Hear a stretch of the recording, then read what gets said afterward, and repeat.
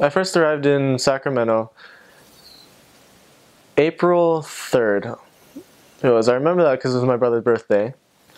And arrived in Sacramento, totally disoriented, like completely new land.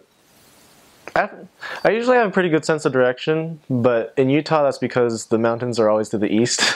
I had no idea which way was up or which way was north when I got to California. It's ridiculous because the streets there, we don't have this nice grid system like we do in Utah. Like all the streets are weird names and they wind all over the place and you have no idea where you are. It took me a while to get used to that. Got off the plane, was greeted by my mission president, and went to the mission home. Met my trainer. His name was Elder Dow. Love the guy. Probably one of my favorite missionaries. He taught me so much. I didn't realize it when I first met him, but I learned afterwards that he'd only been in the mission for 7 months or so when he started training me, which I really respect at this point.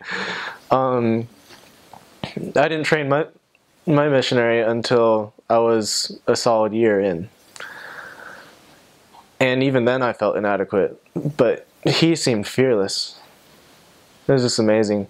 When I went to my first area, it was North Sacramento zone in the Natomas 3rd Ward. And we got to our apartment, briefly unloaded my stuff into our room. Short amount of time to unpack, and he said, okay, let's go out and work. And he had already planned out a sketch, an outline of where we would go that day and what we would do. We left the apartment and we were riding bikes, rode past this park, and actually we were about to ride past it and we decided to ride through it. And there was a Mexican gentleman sitting on one of the picnic tables. Stopped and talked to him, and he was at a low point. He was struggling with alcoholism, just sitting on a park bench trying to find meaning in life.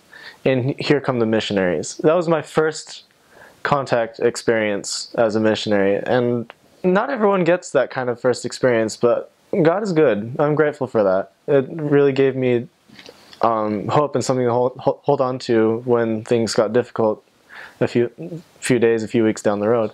Started talking to him, and gave him a Book of Mormon. He was so grateful. He said, thank you, I'm going to take this home to my wife, and please come back. So we got his address, and we set a return appointment with him. And truth be told, later on, he started getting back into the alcohol and kind of lost track of things. And we weren't able to teach him very much after that. But all the same, while he was sober, he had that experience. Or he may not have been sober, it doesn't matter. But he had that experience, he has a Book of Mormon, at a time when he needed it.